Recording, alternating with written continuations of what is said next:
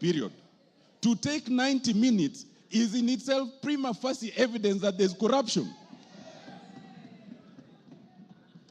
Mr. Speaker, on the KEMSA issue, other than their affidavit and their interference, the affidavit, the DP then admits interference. Whoever advised the DP to do that live interview could not have had his interest at heart, but has made our work much easier. Because now there are self-incriminations, confessions, and admissions that we can work with. Mr. Speaker, it is clear from yesterday's presentation that the deputy president can no longer deputize the president. The role of any deputy under the Constitution is to deputize. Mr. Speaker, I crave for just 2 more minutes.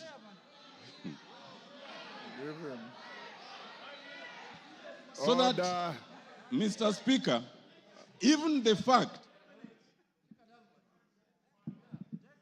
Mr. Speaker, it is not a ground of the impeachment by Honorable Mwangi Mutuse. But it has become a clear ground from yesterday's interview that the DP is incapable of deputizing the president. And if we needed an independent ground, that is very clear. It is also clear that the DP can no longer be part of a cabinet. It is a basic rule in terms of labor law. If you cannot work with your boss, if you insubordinate your boss, if one person is to go, is the subordinate, not the boss. Mr. Speaker,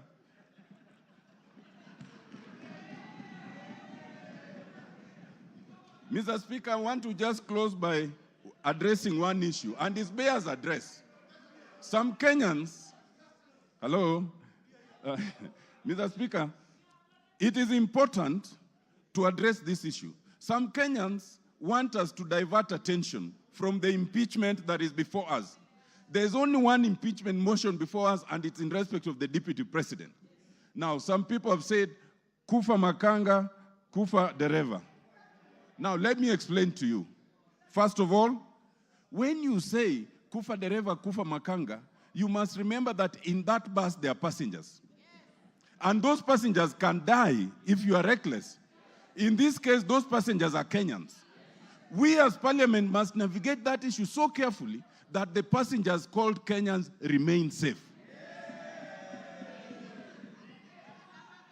Mr. Speaker, that is extremely important. Why?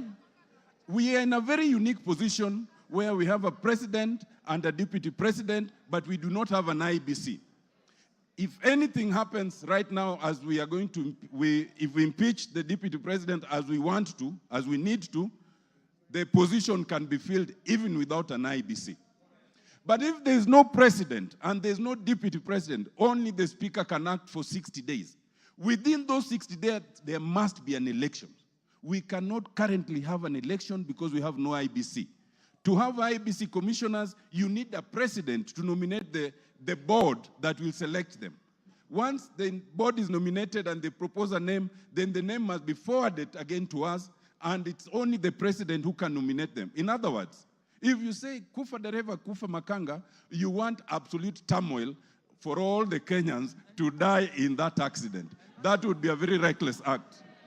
Mr. Speaker,